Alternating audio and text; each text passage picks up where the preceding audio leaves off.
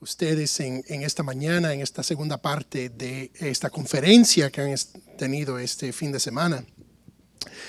Va a ser un poco diferente porque lo que estamos acostumbrados es una exposición de quizás un pasaje bíblico y poder exponerlo de esa manera. Eso es una prédica. Hoy es más bien como una ponencia. Estamos tratando temas específicos y comenzamos anoche mirando estos temas en lo que tiene que ver con la antropología teológica, que hablamos anoche de que es algo que normalmente no se enseña en la iglesia y no es simplemente por ignorancia, sino quizás simplemente porque no sabemos, no hay mucho material en estas áreas. Y lo que estamos haciendo este fin de semana en sí es una conferencia que usualmente son en 4 o 5 sesiones y lo estamos haciendo en 2. Bueno, ayer hice un poco de trampa y escondí una segunda allí al final y pudimos hacer dos sesiones anoche. Pero en esta mañana vamos a hacer una tercera en este tema de criando hijos en un mundo de confusión sexual. Pero en sí estamos hablando, siguiendo ese tema de antropología teológica, porque estamos hablando del hombre, estamos hablando de nuestra cultura, estamos hablando de la sociedad, estamos hablando de las cosas que enfrentamos todos los días y como cristianos debemos vivir.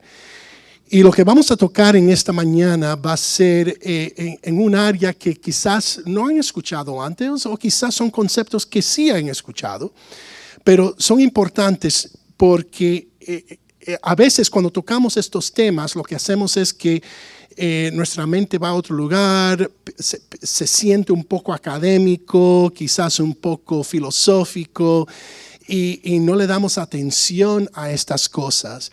Y les quiero decir que sus hijos, por 8 horas al día, por 10 meses al año, están siendo bombardeados con la filosofía de este mundo.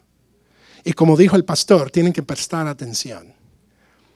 Y en todo lo que hacen, sea la matemática, la ciencia, los idiomas modernos, la composición, las ciencias y las ciencias sociales, están siendo bombardeados con filosofías que podemos decir que son diabólicas. Y la iglesia, dando escuela dominical de 30 minutos o quizás un sermón el domingo de 1 hora, y esa es la única atención que le estamos dando a la vida espiritual de nuestros hijos. Mañana los enviamos para que se pasen 8 horas con esas filosofías. Así que lo que vamos a hablar hoy, espero que puedan prestarle atención, puedan asimilarlo y puedan ver la importancia. No vamos a resolver todos los problemas, ¿okay? Con esta sesión, pero sí quiero despertarlos a no solamente lo que está pasando y lo que podemos hacer como familias cristianas, como padres que son responsables de la educación de nuestros hijos. La escuela y los maestros no son los que están responsables, son los padres. Y a veces ese mensaje es un conflicto porque el gobierno nos dice que debe ser los profesionales que educan nuestros hijos. Bueno, queremos derribar esa mentira hoy. El padre es delante del Señor el responsable por la educación de sus hijos. ¿Okay? Entonces vamos a hablar de estrategias de quizás les ayuden en este tema específico. Hay muchos temas que podemos tocar en cuanto a la educación de nuestros hijos, pero vamos a enfocarnos en esto, en cuanto a un aspecto de la antropología teológica, especialmente lo que tiene que ver con lo que están enfrentando en la confusión sexual. Antes de comenzar, sí quisiera prestar atención. Yo soy el presidente de la Universidad Bíblica Berea. Tenemos una mesa detrás. Está el decano académico de la universidad con nosotros esta mañana. Oscar, ¿puedes ponerte de pies? Saluda, Oscar.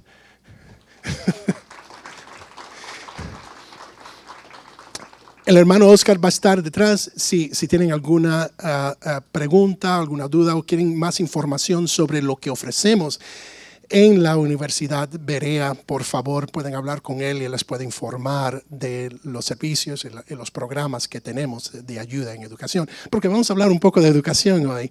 Por eso digo, si le viene a la mente, por favor, hablen con él acerca de la universidad. Bueno, una vez más quiero agradecer a ustedes, la Iglesia Cristiana, la familia, por tenerme y poder preparar y presentar una conferencia como esta.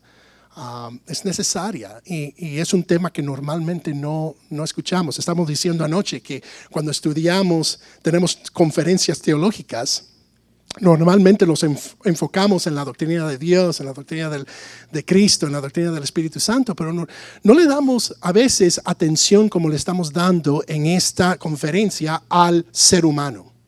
¿A qué es ser un ser humano hecho a la imagen de Dios, siendo portadores de la imagen de Dios? Y un fin de semana que hemos estado explorando este tema de una familia saludable, porque ser familia comenzó con ser un hombre y una mujer en el vínculo del matrimonio, creando hijos, y en sí todo eso son temas antropológicos. Saben que hay muchos en los seminarios hoy día que no están estudiando antropología. Se están haciendo doctores y maestros de teología, de Biblia, de consejería bíblica, de ministerio, de historia cristiana. Pero no hay muchos antropólogos. Todos los antropólogos son evolucionistas, son seculares. La antropología, programas de antropología se ven en las universidades como Georgia State o Gwinnett Community College o Georgia Gwinnett College. Y esos programas de antropología son completamente humanistas. Es triste que la iglesia y los seminarios cristianos no han producido un programa de antropología cristiana, una antropología teológica. Así que hay libros, hay recursos que se han publicado. Quizás esta conferencia sea el comienzo también de esto. Pero espero que haya algunos de ustedes que el Señor despierte el deseo de estudiar más la antropología, que es el estudio del ser humano. Así que hoy, continuando con ciertos aspectos de antropología teológica, pero queremos enfocarnos en una manera práctica de la crianza de nuestros hijos. De la descripción que publicamos de esta sesión, queremos contestar ciertas preguntas que espero que al final de esta ponencia podamos haber contestado. No sé si lo vamos a haber contestado adecuadamente, ustedes van a juzgar eso. Quizás les dé más preguntas que soluciones, pero son temas que definitivamente tenemos que tocar. Y la primera pregunta que enfrentamos es: ¿cómo hacen los padres cristianos cuando enfrentan la narrativa postmoderna y hipersexualizado que tenemos en nuestra cultura hoy día? El deísmo terapéutico moralista domina todo aspecto del mundo occidental. Yo he estado hablando del deísmo terapéutico moralista desde creo que el 2018. Y a mi sorpresa, en la iglesia donde yo asisto, hace unos domingos atrás, que el pastor predicó sobre esto mismo, habló sobre el deísmo terapéutico moralista. Así que aún en las iglesias americanas se está presentando, introduciendo este tema también, porque es lo que está pasando en nuestra cultura. Creo que hemos llegado a una conclusión que esto es lo que está ocurriendo. Esta es la religión de nuestra cultura hoy día. Y el pueblo hispano no está exento, porque somos parte de la cultura norteamericana. Entonces, ¿qué se puede hacer? ¿Qué puede hacer el cristiano? ¿Qué estrategias son necesarias para combatir esta mentalidad y asegurarnos que nuestros hijos tengan los fundamentos esenciales para mantenerse firmes en esta edad? Así que en esta última sesión exploraremos estas estrategias que hoy mismo podemos implementar en nuestros hogares. Son decisiones que ya como padres pueden hacer. Pero primero necesitamos entender bien el problema. Yo sé que les lancé ahí un deísmo terapéutico moralista. ¿Qué es eso? Bueno, tenemos que entender qué es eso. ¿Qué es la religión de la cultura actual? Entender el problema y entonces después podemos hablar de soluciones. Así que es cómico. Esta mañana estaba teniendo una conversación con mi hijo. Y mi hijo me ha escuchado predicar antes. Y él me dice, papi, tú como buen bautista vas a tener 3 puntos hoy. Y le dije, bueno, no estoy predicando. Entonces dice, pero ¿cuántos puntos vas a tener? Le digo, bueno, vamos a hablar del problema y después de la solución. Dice, 2 puntos, está bien, vas a terminar a tiempo. Okay. Espero poder terminar a tiempo. Así que vamos a hablar del problema y después vamos a hablar de la solución. El Occidente, que todos somos partes del Occidente, al menos que ustedes nacieron en el Oriente, todos somos parte del mundo occidental, está confrontando una crisis que no se ha visto desde la caída del Imperio Romano al final del V siglo. Así que piensen un momento sobre eso. La caída del imperio fue la última vez que la humanidad fue testigo de una desintegración completa, total, del sistema político, económico, educativo y cultural en una sola. No fue día-noche, pero básicamente fue así. Cuando llegó el año 476 y Roma cayó, el poder de Roma cayó completamente. Fue un proceso, pero cayó. El mundo se quedó sin guía. Porque no es que una sola institución cayó. Creo que todos nosotros hemos experimentado la caída de la situación de la bolsa de valores. No sé, aquellos que fueron afectados por la declina económica del 2008, ¿se acuerdan? Así que hemos sentido el golpe económico, pero estamos hablando de completamente un collapse, completamente del sistema político, económico, cultural, educativo, así de una. Nunca se ha visto desde el tiempo de la caída del Imperio Romano. Estamos a 1500 años después. 16 siglos después, nos vemos en el precipicio de uno nuevo. De uno nuevo. Nos han tocado. Yo de verdad que creo que estamos en rumbo a esto.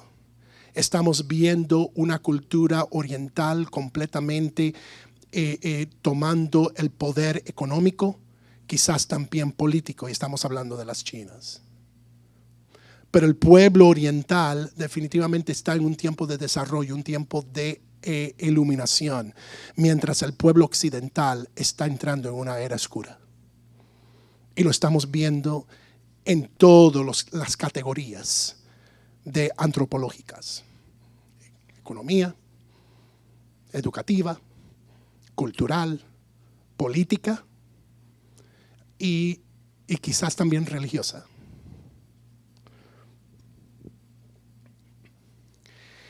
La luz del cristianismo que ha dominado la cultura occidental por 1500 años, y más quizás, pero definitivamente podemos decir que la cultura, el cristianismo infiltró la cultura cuando Constantino hizo su decreto en el 315.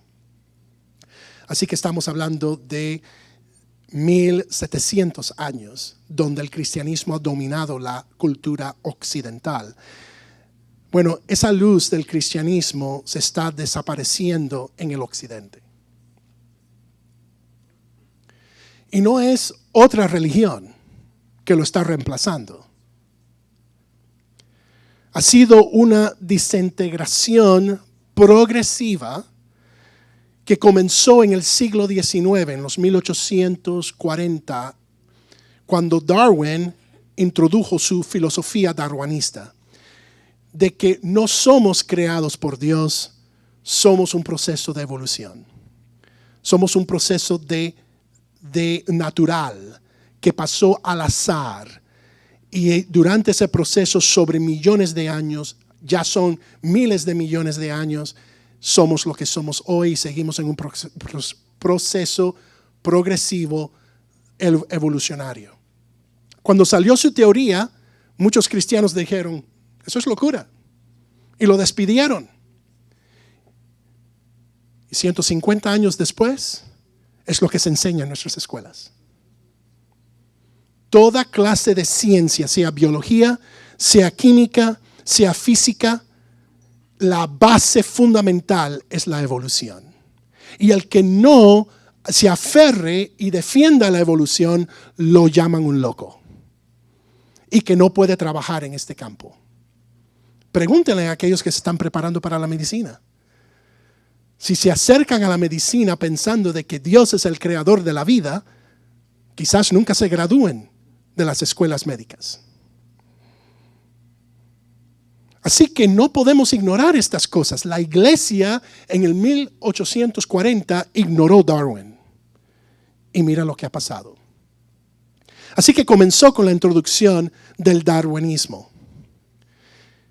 Y las subsiguientes teorías introducidas por Friedrich Hegel, él introdujo la filosofía de religiones, donde él escribe, sé que está en inglés, se lo voy a traducir, la ciencia de la religión. Escuchen eso. La ciencia de la religión, porque Darwin lo primero que él hizo es explicar que todo es científico, no hay magia. No hay nada espiritual. Todo se explica por procesos naturales. Y aquí viene Hegel y habla de religión como una ciencia. La ciencia de la religión es una ciencia dentro de la filosofía.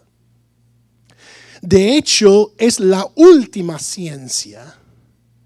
Ella presupone las otras disciplinas filosóficas. Y por lo tanto es el resultado de ellas. No sé si entienden lo profundo lo que está diciendo aquí Hegel, que la religión es simplemente un producto de la filosofía. Después vino Karl Marx. Y Carlos Marx produjo la filosofía del darwinismo social, lo aplicó en su famoso libro Das Kapital, donde él presenta los fundamentos del comunismo. ¿Saben lo que hace el comunismo? Hoy día está siendo defendido como la mejor forma de economía en nuestras universidades. Los profesores en todas las universidades populares están diciendo que la solución en nuestro país y en el mundo occidental es implementar políticas socialistas y eventualmente comunismo. Pero ¿saben lo que es el fundamento del comunismo? Que Dios no existe. La única y última lealtad que debe tener el ser humano es al Estado. El Estado que controla todos los medios de producción. El Estado te dice dónde debes educarte, qué familia tienes que tener, dónde debes vivir y qué debes hacer en la vida para producir para la comunidad. Por eso se llama comunismo. Él usó el darwinismo para crear esta filosofía, porque el darwinismo dice que somos un proceso natural. Si no somos hechos a la imagen de Dios y ninguno de nosotros tenemos dignidad, ¿qué importa si el sistema nos asigna ser cualquier cosa? ¿Qué importa tenerle una lealtad completa al Estado? Porque simplemente somos seres de procesos naturales. ¿Ven cómo la filosofía infiltra todo? Ahora está infiltrando la economía. Y entonces vino Sigmund Freud. Y Sigmund Freud fue el padre de la psicología humanista. Sus teorías es el fundamento de la psicología que aprenden hoy en las universidades. Y él le dio forma a las teorías de la sexualidad humanista moderna, donde él está diciendo que el sexo no es algo que fue diseñado por Dios. El sexo es simplemente algo que seres naturales hacen y debe ser explorado en cualquier forma que el ser humano quiera. Esa es la base de nuestras enseñanzas psicológicas hoy. Todos estas filosofías, noten que tuvo un tiempo para ser introducidas y aceptadas por la comunidad, por la sociedad. Pero sobre un periodo de 100 años, escribieron estos hombres, introdujeron estas ideas y finalmente infiltraron nuestras escuelas. El fruto de estas filosofías se está manifestando en la generación actual. Las generaciones de los 1940, 50, 60, 70, se estaba viendo ciertos rasgos y consecuencias, especialmente cuando vino la revolución sexual de los 1960, que empezó con el movimiento hippie. Y después se culminó en Woodstock, en el 1968. Pero los filósofos y los, podemos decir liberales en este caso de libertinaje, vieron que no podían conquistar la política y la cultura así de una. Así que lo que se hicieron es que se hicieron profesores de universidades. Y los profesores de universidades no solamente están adiestrando nuestros hijos, están adiestrando los profesores que ahora están en las escuelas enseñando a nuestros hijos. ¿Ven?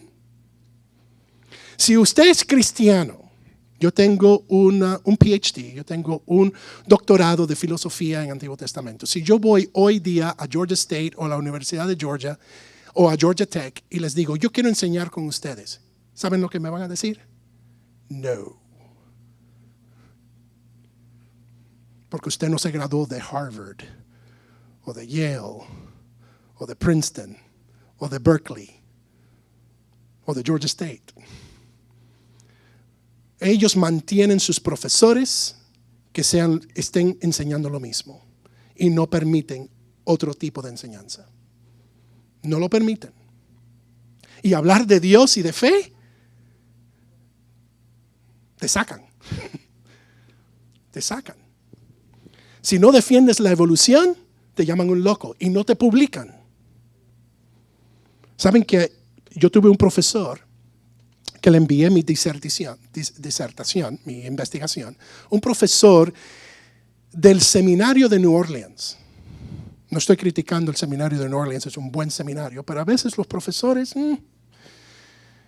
y este profesor se infiltró.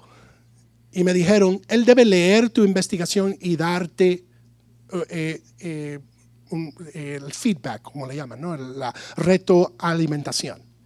Y él tiene que verla, leerla y decir si tú tienes una teoría que merece un doctorado. Ok. Yo tenía mi comité, pero entonces le envié la investigación a él. Él regresa mi investigación, después de leerla, tomó un mes, y le dice a mi profesor, David no se puede graduar. David va a hacerle daño a la iglesia. David no puede publicar esta investigación. ¿Saben por qué? Porque yo creo que Moisés escribió el Pentateuco. Y esa teoría no es aceptable ya en los seminarios cristianos. Eso es lo que está pasando. Así se infiltra estas cosas. Y lo están haciendo, ya creo que la propuesta, el acta de ley que está considerando el Congreso en estos momentos, sí se aprueba. Ayer se aprobó $1,000 billones en infraestructura. Pero otra propuesta que están considerando es de hacer mandatorio el pre-kindergarten. Que para los 3 años de edad ya tengas que enviar tu hijo a la escuela. Porque los quieren más y más y más jóvenes. Esto es una agenda, es una estrategia. Recuerden que el príncipe de la potestad del aire está en control de estas cosas. Y él sabe cómo destruir la iglesia, acabar con la juventud. Porque empiezan a crecer y empiezan a decir, yo no creo eso ya, papi. Ya me expusieron a la ciencia, ya entiendo verdaderamente cómo son los procesos naturales. Yo no creo esa fantasía. Y más están dejando el evangelio, porque nosotros estamos con los brazos cruzados, cantando 1 hora los domingos, y los entregamos a ellos 8 horas al día, 5 días a la semana.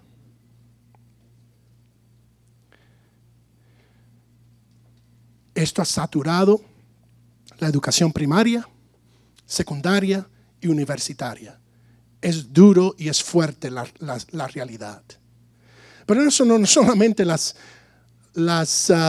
escuelas, sino que cuando llegan a la casa,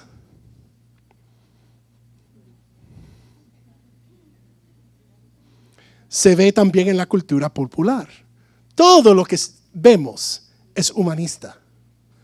Todo lo que vemos viene de estas filosofías de Freud y de Marx y de Darwin y de Hegel. Y si no, eso no fuera suficiente, lo pusieron en las manos. Y ahora lo vemos por los medios de prensa y el fenómeno de nuestra era, los medios sociales, que se pueden usar para bien, como estamos usando en esta mañana. Pero la mayoría de las veces, lo que se está viendo y lo que se está leyendo y lo que está infiltrando la mente de nuestros hijos, simplemente está reforzando lo que vieron en Netflix y reforzando lo que escucharon 8 horas al día en la escuela. Y nos preguntamos por qué las iglesias están en la situación que están. Porque es un bombardeo filosófico. El producto de todo esto es una crisis familiar, una sociedad perturbada y la pérdida de valores morales. Se está viendo así.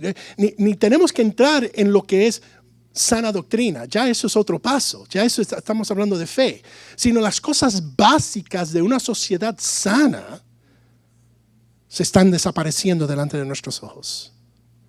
La cultura occidental está en un precipicio. Y en cualquier momento va a ser como Roma. Y vamos a decir, sí, yo sabía que iba a terminar así. Y ya por 150 años he estado en ese proceso de desintegración. Pero ¿qué hace y qué está haciendo la iglesia? Bueno, los líderes religiosos de hoy ven la solución con mejores leyes que transformen la sociedad. Aquellos que están diciendo tenemos que infiltrar nuestras escuelas con oración y con la Biblia. ¿Han pensado eso un momentico? Darle la responsabilidad a un maestro que se graduó de una universidad donde fue enseñado por profesores ateos, que está enseñando ahora a mi niño la Biblia. It's too late. It's too late. Es muy tarde. Pero queremos transformar la sociedad por medio de leyes para lograr un activismo político. El cristiano se tiene que volver un activista. Un activista conservador evangélico, un activismo conservador evangélico que produzca un bloque electoral y así podemos elegir cristianos. Y esos cristianos pueden hacer los cambios que necesitamos para preservar nuestra cultura y preservar nuestros valores. Patrones como estos se ha estado promoviendo en este país por mucho tiempo, especialmente con el movimiento conservador que comenzó en los 1980 políticamente. Se conoce hoy día, yo no sé si lo han escuchado en las noticias o en la prensa, se conoce como the Christian Right, la derecha cristiana. que se ha hecho un movimiento político dentro del Partido Republicano. Pero eso se ha desintegrado también. Porque no es un problema político exclusivamente. Es un problema que ahora una nueva generación está viniendo y mirando estas cosas y diciendo, ahora no estamos de acuerdo con las políticas que ustedes estaban empujando en los 1980. Porque no es un problema político, pero se está promoviendo ahora en la República Dominicana, se están organizando los cristianos en la República Dominicana para poder detener el matrimonio del mismo sexo, el matrimonio gay. Y dicen, lo que pasó en los Estados Unidos no va a pasar en nuestra isla, y se está organizando los cristianos. Otra vez, buscando el mal patrón. A mí me preguntaron, porque fui político por 16 años en este estado, entonces estaba con mis hermanos en la República Dominicana, y me pidieron que me sentara con ellos para darles estrategias de cómo organizar los cristianos. Yo le dije, eso no es una solución. Lo que necesitan es predicar el evangelio, estar seguro que los corazones y las mentes de nuestros hijos están convertidos. Por organizarnos políticamente, eso es fútil. Mira lo que pasó en los Estados Unidos. Nos organizamos políticamente y la cultura sigue desintegrándose. Pero quizás en otros lugares también ven esta solución. El problema es, hermanos, que la consecuencia, o consciente o inconsciente, se está estamos aferrando a soluciones de gobierno, que el gobierno solucione esto. Y el gobierno no puede hacerlo. El gobierno simplemente es un aspecto de la sociedad. Es una ilusión que las leyes y la política puedan revertir la situación actual. Quizás la detenga, pero no la va a revertir. Eso no es la solución. Miren lo que está pasando. Yo sé que esta gráfica está en inglés, pero se la voy a explicar.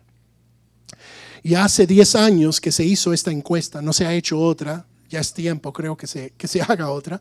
Esta es del 2011. Así que si estamos 10 años después, quizás la situación esté peor que lo que está reportando esta encuesta. Lo negro en los círculos, lo negro es la población total de los países que estamos considerando en esta encuesta. Los países y las culturas occidentales de Gran Bretaña, Francia y Alemania. Lo gris es el porcentaje de la población que dicen ser cristianos evangélicos. Dicen que son cristianos evangélicos o protestantes. El puntico azul es el porcentaje de la misma población que asiste a la iglesia semanalmente.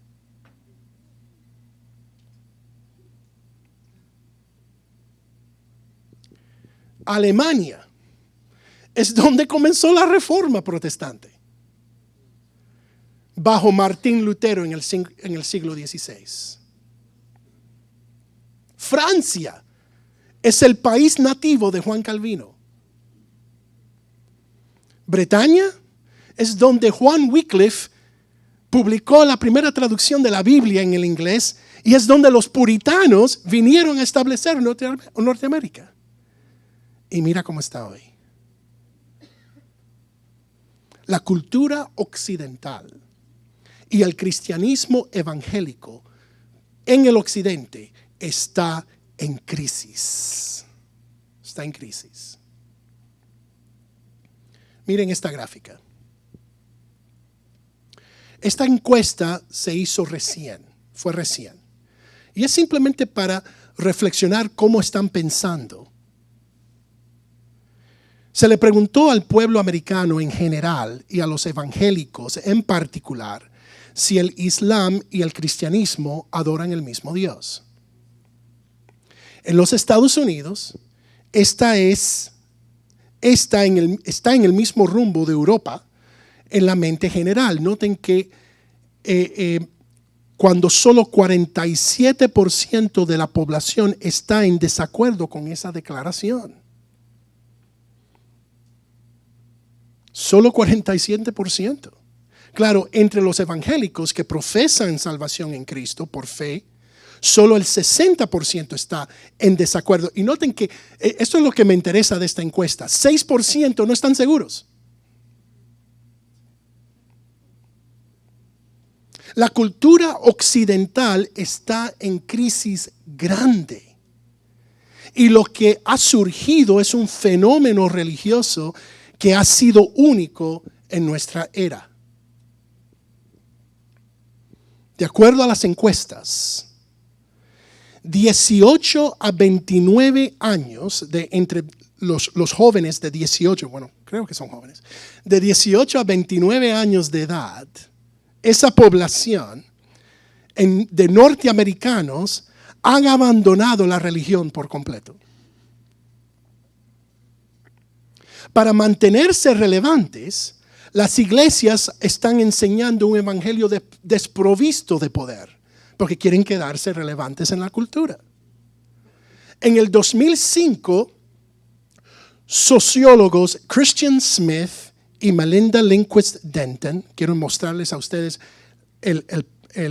las encuestas de ellos, examinaron la vida espiritual del adolescente americano. Cuando vieron que entre 18 y 29 años de edad están abandonando la religión, ellos quisieron entrar en unas edades más tempranas y ver qué está pasando en la mente del joven cristiano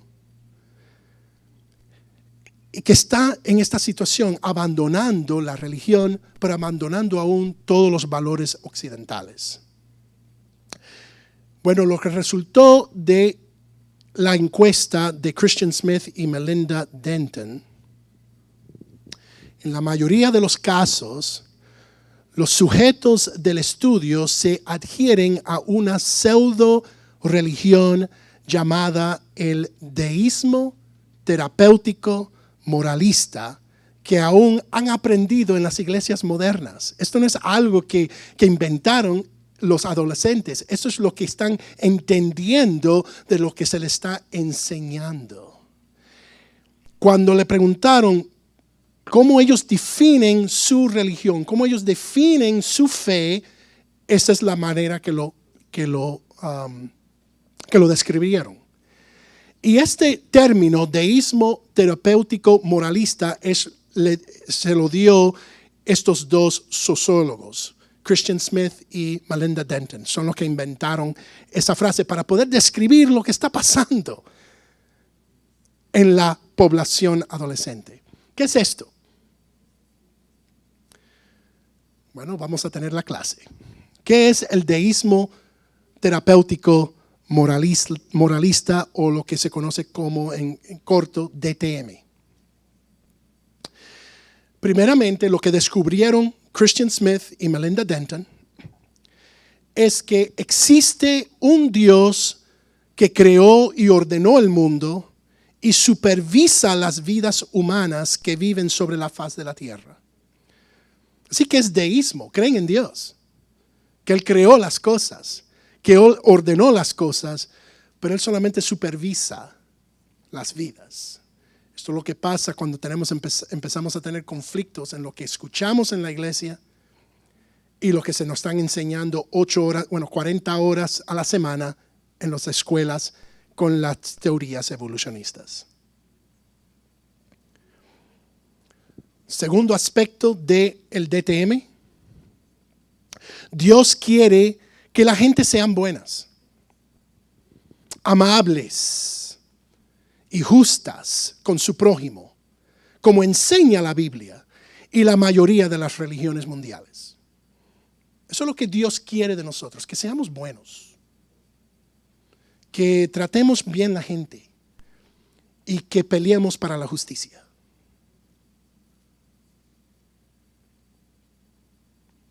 Tercero, la meta central de la vida es ser feliz y sentirse bien de sí mismo. Y si lo tengo que hacer por medio de terapias, lo hago. Pero esa es la meta de la vida. Yo quiero ser feliz. Dios me creó para ser feliz. Yo soy cristiano para tener felicidad. Cuarto, Dios no necesita estar envuelto en la vida de uno, al menos que la persona lo necesite para resolver un problema. Ahí sí vamos a buscar a Dios. Cuando tengo el cáncer, o cuando me da COVID, o cuando pierdo mi trabajo. Definitivamente acudir a Dios en ese momento. Pero después, en las otras ocasiones, no es necesario. No lo necesitamos. Porque el punto central es ser feliz. Y si no soy feliz, entonces Él me tiene que ayudar. Pero si soy feliz, yo no necesito a Dios. Y lo último que descubrieron, la gente buena va al cielo cuando muera.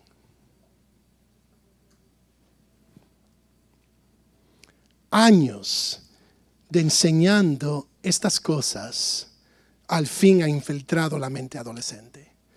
Y nos preguntamos por qué, cuando llegan a los 18 años de edad, abandonan la iglesia.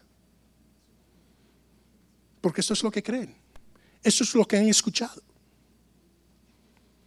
Y ha deteriorado completamente la vida espiritual de uno.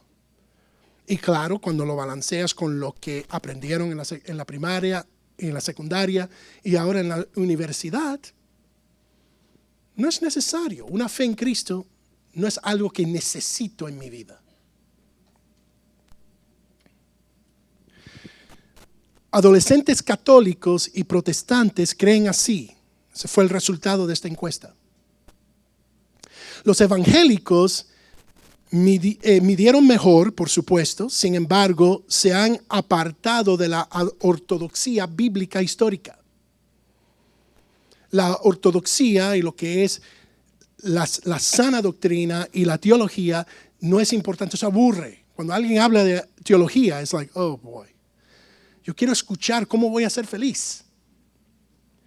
Yo quiero escuchar cómo Dios me creó para yo ser el mejor y tener mi mejor vida hoy.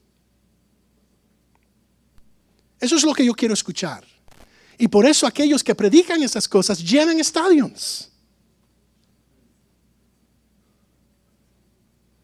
Eso es lo que está pasando. Smith y Denton están convencidos que DTM está colonizando la iglesia y destruyendo el cristianismo bíblico. Pudiera ser cultural. Yo no sé si esto es solamente en los Estados Unidos, pero ausente de investigaciones, temo que es universal en el mundo occidental, porque estamos viendo los resultados en Europa, definitivamente lo estamos viendo aquí en Norteamérica. Y eventualmente va a infiltrar nuestros países. Sin embargo, la cultura occidental y la ortodoxia bíblica en los Estados Unidos está deteriorando rápidamente. Y digo la cultura occidental porque la cultura occidental tiene como su base la fe cristiana. Fue el cristianismo que produjo esa cultura que se ha desarrollado por 1700 años.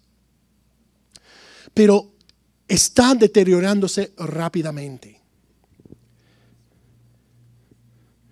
La decisión de Obergefell en las Cortes Supremas de los Estados Unidos, yo creo que esto es el Waterloo. Yo no sé si se acuerdan de la batalla de Waterloo.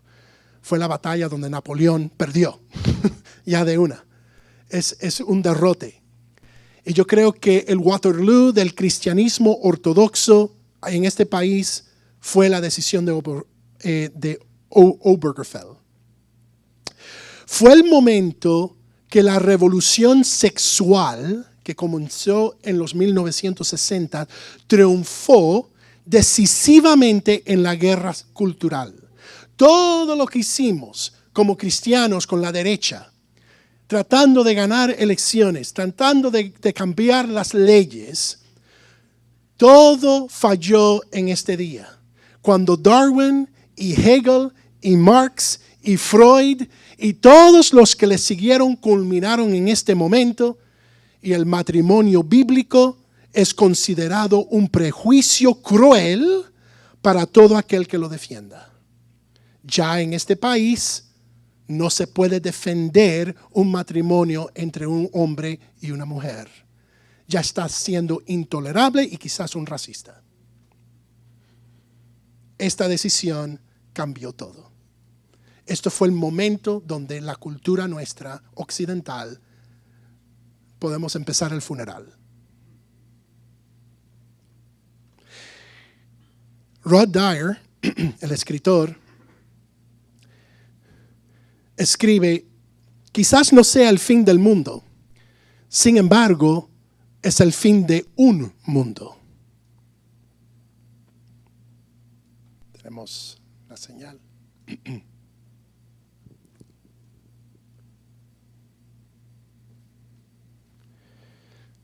Ok, muy bien. Quizás no sea el fin del mundo, sin embargo, es el fin de un mundo.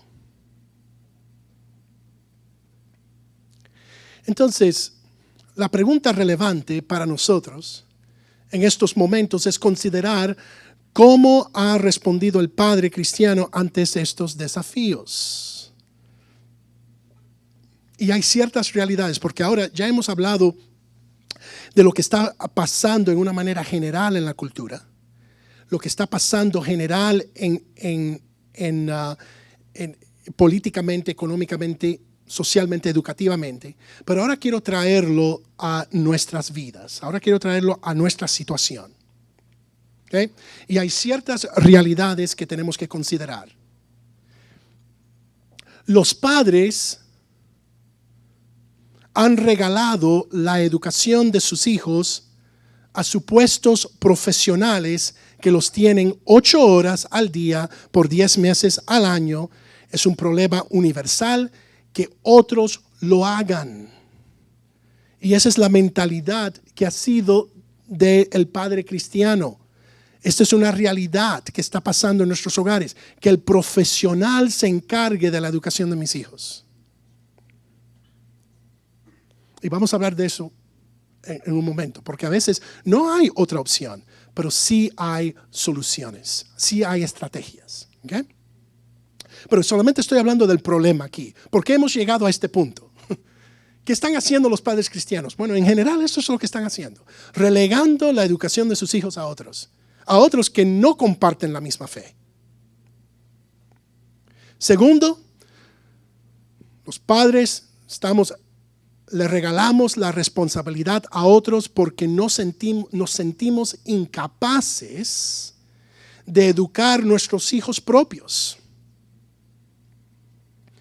Y así se ven, los padres se sienten que no tienen la capacidad, no tienen la habilidad para poder educar sus hijos como puede un profesional.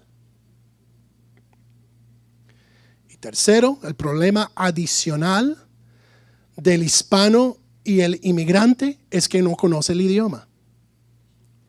Y como resultado no se ve capaz de poder enseñar.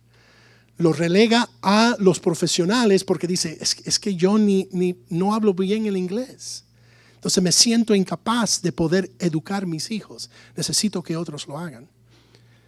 Así que estas son ciertas realidades que han afectado lo que es el padre y lo que ha podido hacer el padre en sus hogares. Pero eso no es lo único. No solamente están estos problemas y muchos de ellos tienen justificación, ¿verdad? Si no conocemos el idioma o nos sentimos incapaces de educar a nuestros hijos, hay ciertas cosas ahí que son barreras, son estorbos, ¿right? Pero ¿cómo compensamos esas escaseces? Agravamos el problema y quizás porque nos sentimos incapaces terminamos complaciendo a nuestros hijos. Le damos el iPhone a los 7 años. Le compramos el Xbox y el PS4 para que se entretengan. Buscamos maneras que este problema universal se está fomentando por la tecnología y lo ocupado que estamos, porque también estamos nosotros trabajando. Entonces necesitamos que se entretengan. Para compensar la falta de atención y su propia culpabilidad, los padres suelen mimar a sus hijos de una manera destructiva. Y menos están evangelizándolos. Y eso es lo que el padre primeramente debe estar haciendo. Reconociendo que esa criatura tan linda es un pecador. Y nos muestra el pecado a los dos. Y quizás más antes. Eso no es, eso es cosa de los niños de 2 años. Ese es el pecado que está en él naturalmente. Y somos llamados a darle esa atención y lo que estamos haciendo es al contrario, estamos complaciéndolos. Porque nos sentimos incapaces. Yo creo que lo que estamos viendo hoy día fue una profecía de Neil Postman en el 1985. Estamos divirtiéndonos hasta la muerte. Mi hijo compartió un dato conmigo. Él estaba leyendo en la historia del mundo. ¿Saben cómo Roma controló la población cuando estaba ya en decayendo? Con 2 cosas: pan y el circo. Mientras le damos al pueblo pan y el circo, nos van a obedecer. Quizás hoy no sea circo, es la Serie Mundial, que por supuesto a mí me gusta mucho. Y estoy muy alegre que los Bravos ganaron la Serie Mundial. Pero vamos de la Serie Mundial al básquetbol, del básquetbol al NFL, del NFL al soccer. Estamos constantemente entreteniéndonos, divirtiéndonos, y nos está llevando a la muerte.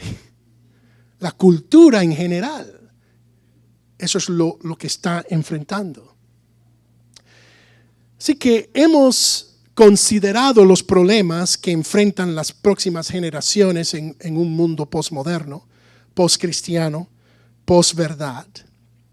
Hemos considerado la disposición de los padres modernos, por supuesto, de una manera general. Yo sé que no aplica a todos, o aplica a distintos niveles dependiendo a la familia y su contexto. Pero quería hablar de una manera general. Pero cambiemos ahora de marcha porque hemos ya hablado suficiente del problema.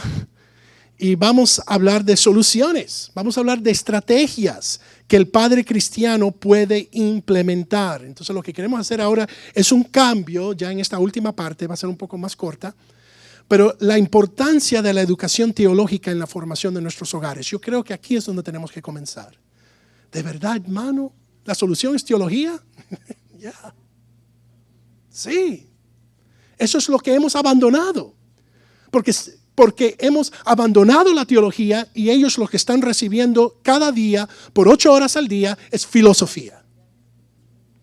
La única manera que podemos combatir la filosofía de este mundo es con teología, la verdad de las Escrituras. Así que tiene que comenzar ahí. Y eso es lo que hemos abandonado y vemos los resultados. Es la área fundamental que requiere atención. ¿Y saben qué? Es responsabilidad de los padres. El Señor les dio a los padres esta responsabilidad. La evangelización de nuestras familias comienza con la crianza de nuestros hijos. Y nosotros mismos como adultos, por supuesto, queremos ser discipulados. Pero comienza con la formación cristiana basada en una sana doctrina, en teología, y saturada de la palabra de Dios. Es lo único que va a construir bases en la fe que ayudará a la próxima generación a enfrentar más que un mundo incrédulo, sino un mundo post-cristiano, post-verdad. El mundo que ellos van ahora a heredar es mucho peor que lo que nosotros tuvimos que soportar. Y tenemos que estar preparados que ahora, cuando pasen a ser adultos, tengan los fundamentos necesarios. Pero ¿cuál es la mentalidad del cristiano cuando hablamos de estas cosas? Primero, Un asunto primordial es convencernos de la necesidad de una formación teológica. Esa es una parte que siempre abandonamos porque pensamos que es muy académico. Si yo tengo ya el Espíritu Santo, ¿para qué necesito yo teología? ¿Por qué necesito yo aprender estas cosas? Y hay grandes preguntas que nos tenemos que hacer.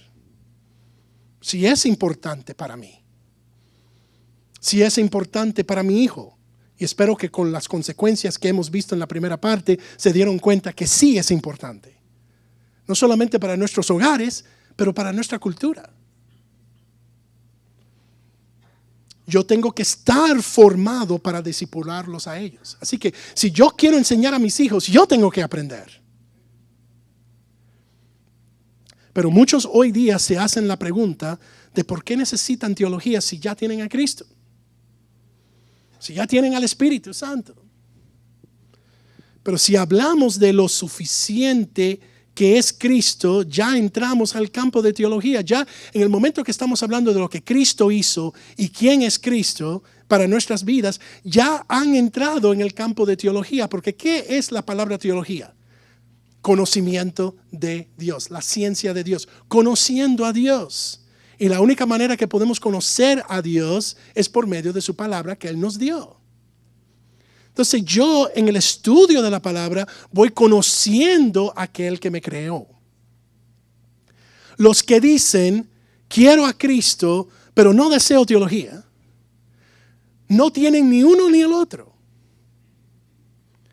Porque no puedes tener a Cristo y que Él signifique algo para ti sin conocer ciertas propuestas acerca de Él. Es lógico. Y no solamente eso, es bíblico. Déjame darles un ejemplo.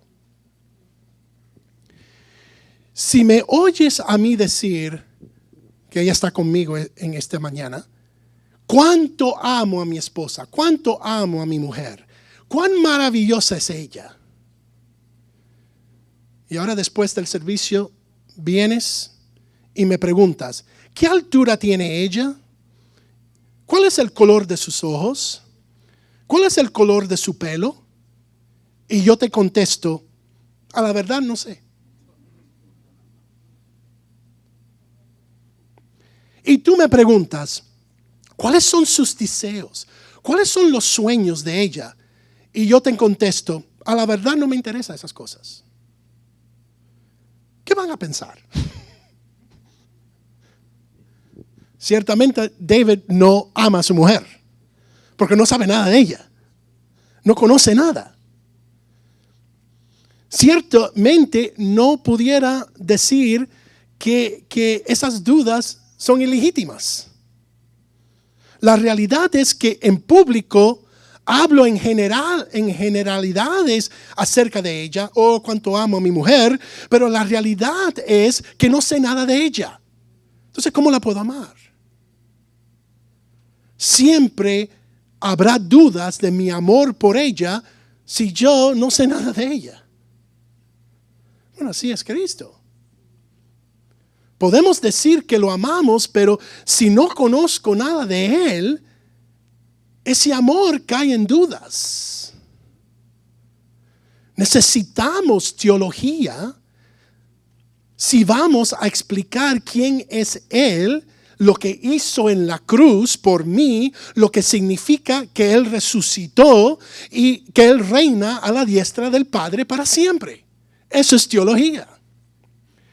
Y Juan nos dice en 1 de Juan 2:4, el que dice yo lo conozco y no guarda sus mandamientos, o no guarda su palabra, o no conoce su palabra, ¿qué eres?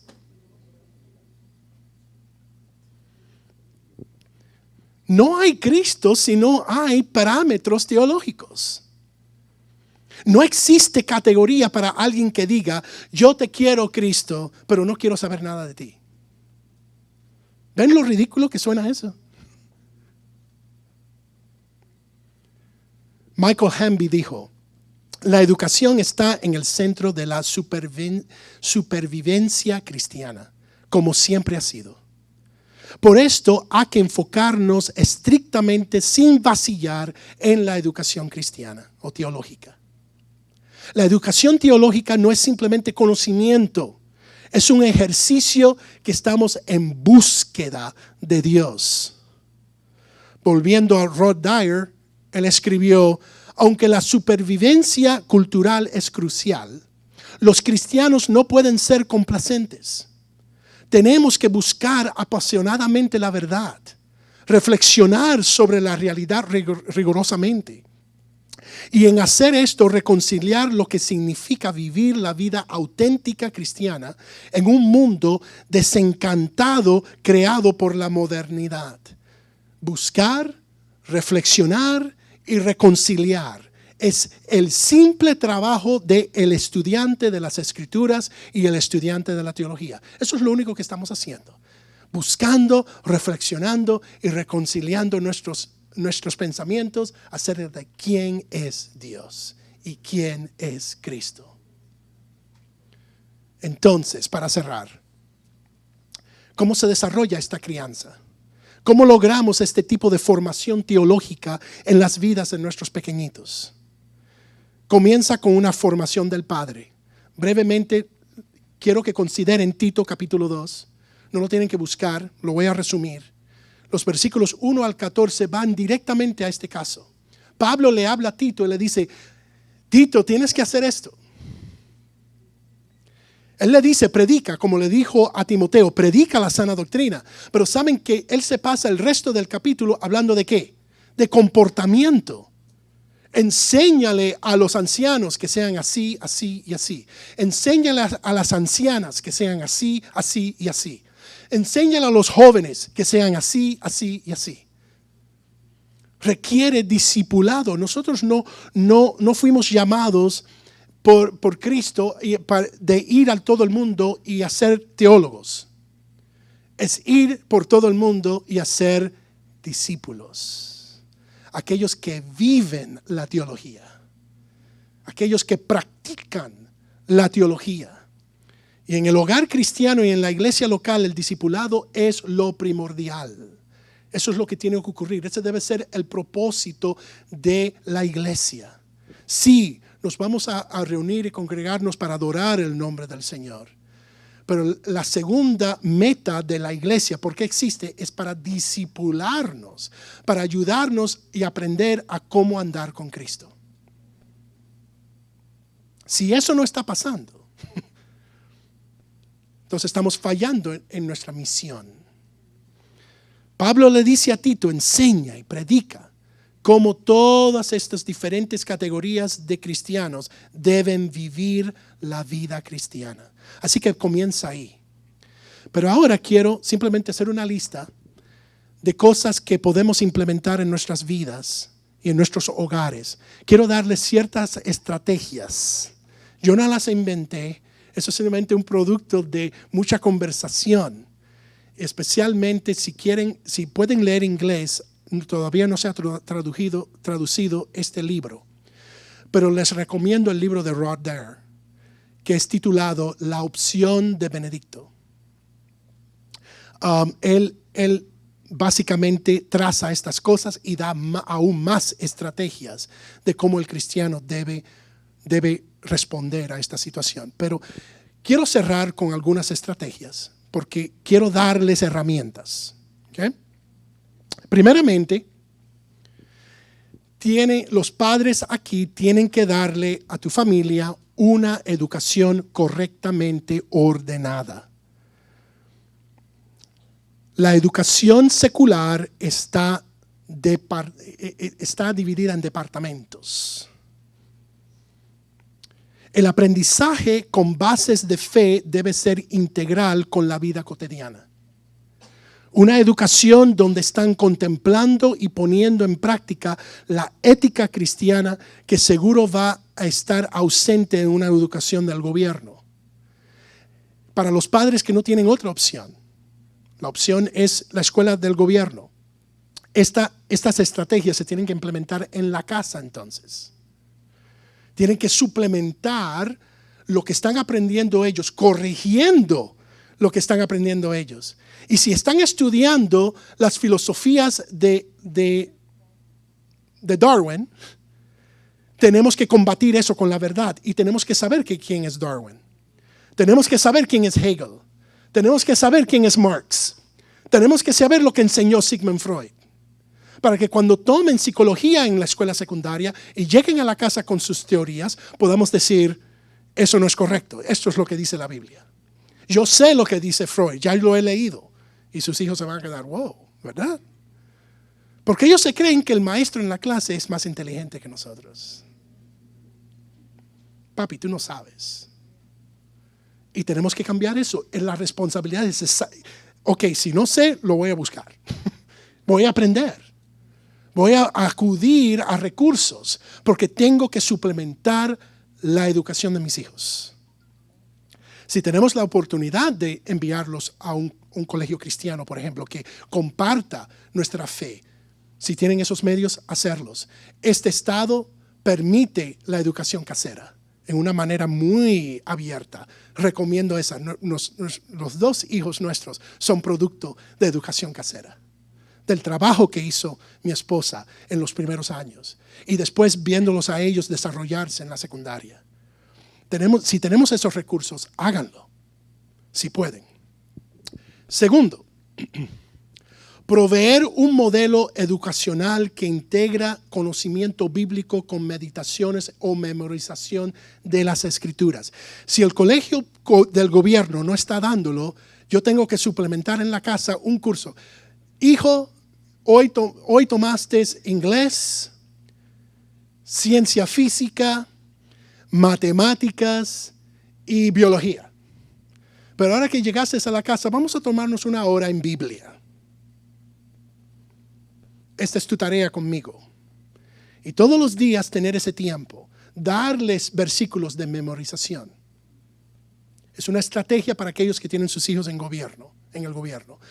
Aquellos que lo hacen como nosotros, educación casera, ya estaba integrado la Biblia y aún la memorización. En los colegios cristianos o privados también se hace eso. Van a tener un curso en Biblia. Right? Tenemos que implementarlo. Pero si la única opción es la escuela del gobierno, es tiempo de hacerlo en la casa. Formalmente, intencional. Busquen un currículo y díganle, ya como tomaron cursos en el colegio, ahora tienen que tomar un curso conmigo. ¿Okay? Pero tenemos que suplementarlo. Tenemos que darles meditaciones y memorización de las escrituras. Y hay varias maneras de hacerlo y muchas herramientas. Tercero, hay que sumergir la familia en el estudio de la civilización occidental porque es clave para crear memoria cultural y herencia cristiana. Ya las escuelas se están apartando de lo clásico, por ejemplo de Milton, o leyendo William Bradford, que son los escritores puritanos. Antes eran clásicos y se estaba leyendo en las escuelas del gobierno. Ya han reemplazado la literatura con otras cosas. Bueno, es tiempo que en nuestros hogares suplementemos esas cosas. Y si no han leído Milton, y si no han leído William Bradford, quizás busquen el libro ustedes, léenlo, para que puedan entonces suplementarlo en sus hogares. Ok, esto es lo que tu maestra dijo que tienes que leer este año. Está bien, ahora está mi lista. Necesito que tú leas estas cosas. Hay un profesor, yo no voy a ir a este extremo, pero hay un profesor mío que forzó a sus hijos a leer las instituciones cristianas de Juan Calvino a la edad de 12 años. Y yo le dije, ¿cómo? Dice, sí. Y lo hicieron, porque tenían que reportar. Así como en la escuela, tenían que reportar, hacer reportes conmigo. Son cosas, pero esos hijos ahora están expuestos a esa literatura. Y saben lo que dice la herencia cristiana. Ahora entienden y cuando van a la universidad y escuchan a un profesor decir que la historia del mundo es así, ellos pueden decir, no es así. Pero tenemos que hacerlo. Dios demandaba del pueblo de Israel que repitieran sus prodigios a los oídos de sus hijos. Generación a generación, constantemente. Vamos a hablar de lo que Dios hizo por nosotros. También tenemos que hacerlo nosotros. Biblia y herencia. Hablar de Juan Wycliffe. Ellos no van a escuchar de Juan Wycliffe en la escuela. Ellos no van a oír de Martín Lutero. Ellos no van a oír de Juan Calvino. Ellos no van a oír de Zwingli. Tenemos que suplementar eso en nuestros hogares. Claro, al menos que vayan a una escuela cristiana o educación casera. Cuarto y último, sumergirlos en los idiomas antiguos. ¿Qué? Yes. En las escuelas tienen que tomar un idioma. Claro, nosotros hacemos trampa, ¿verdad? Le decimos a nuestros hijos que tomen español. ¿Cuántos? Come on, ¿cuántos? Es tiempo de confesión. Ok. Hijo, no te compliques la vida. No tomes francés, toma español para que te gradúes con un 4.0. Right? Pero ¿saben lo que se le estaba enseñando a nuestros hijos en los 1930 y 40? Griego, latín. El latín ya casi nos enseña. Pero la Biblia fue escrito en griego, hebreo y arameo. Y el latín también, los padres de la iglesia escribieron en el latín. Las escrituras fueron escritas así. Y afecta el exégesis futuro si no lo dominamos. Y eso es lo que pasó al final del Imperio Romano, que hubo una generación entera que no tenía los idiomas. Y los sacerdotes podían enseñar cualquier cosa, hacer misas en latín, y el pueblo, y se le enseñaba cualquier cosa, falsas doctrinas, y el pueblo no sabía, porque no podía leer y no entendía el idioma. Tenemos que hacerlo juntamente con el español, el alemán, el francés, el inglés, porque Juan Calvino escribió en francés, Martín Lutero escribió en alemán. Imagínense si nuestros hijos pudieran leer esas teologías en su idioma original. Si pudieran leer las escrituras en sus idiomas originales. Hemos perdido eso clásico de la herencia occidental, que podamos dominar los idiomas occidentales. Es tiempo de darle énfasis a eso. Y yo sé que nuestros hijos van a decir, ¿de verdad? ¿Tengo que aprender latín? Pero es bueno. Es bueno, lo necesitamos para que no se pierda, para que no se desaparezca. Y puedan leer los grandes pensadores. Muy bien. Quizás implementar todas estas estrategias se sienta como una tarea insuperable. Pero lo importante de todo es saber que los padres son los responsables de la educación teológica y general de sus hijos. Y aunque no puedan hacerlo todo, empiecen. Busquen ayuda, busquen recursos, empiecen a suplementar, empiecen. Y aquellos que los niños están apenas empezando, tienen oportunidad. Aquellos que están a medias no piensan que han perdido la batalla. Comiencen mañana. Aquellos que ya están en high school, no se preocupen. Comiencen evangelizándolos y comiencen a suplementar estas cosas, a implementar estas cosas en sus hogares. Van a ver el fruto. Les aseguro que van a ver el fruto de cualquier esfuerzo, pero tienen que involucrarse en la educación de sus hijos. Tienen que hacerlo. No hay alternativa. Tienen que hacerlo. Los tiempos son peligrosos, hermanos, y nos tocó vivir una época crítica. Esto no son juegos. Estamos viendo el final de nuestra cultura. Y los Estados Unidos, como Europa occidental, ha entrado de lleno en una era post-cristiana. Estamos enfrentando una era parecida a los tiempos de antes de Cristo. Sin embargo, con el conocimiento del cristianismo. Es el camino del deísmo terapéutico moralista, que eventualmente le abrirá las puertas al paganismo. Y no cesamos en hacer el arduo trabajo de construir bases en la fe de nuestros hogares. Todo por la gracia y la misericordia de Dios y con la ayuda del Señor, porque otros no lo van a hacer. Los padres tienen que hacerse responsables.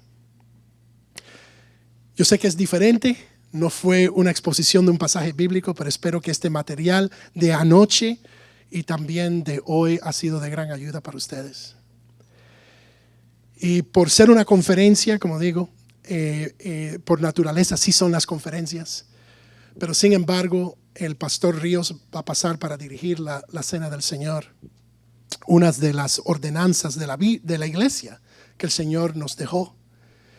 Que hoy especialmente podamos celebrarlo, no solamente como mandamiento de Cristo y lo que significa la cena del Señor bíblicamente, pero también como una herencia cristiana que por 2000 años cristianos han estado celebrando esto. Esto es parte de nuestra herencia. Esto tampoco se puede perder. Y ahora lo estamos haciendo, es un legado que le estamos dejando a los hijos cuando miran lo que estamos haciendo. Que otra generación también lo haga, también lo practique, en fe, por supuesto, no como ritual, en fe, pero que lo practiquen como herencia cristiana. Y así formamos parte de una gran historia que por la gracia de Dios y por los méritos de Cristo nos ha permitido participar. Que el Señor les bendiga.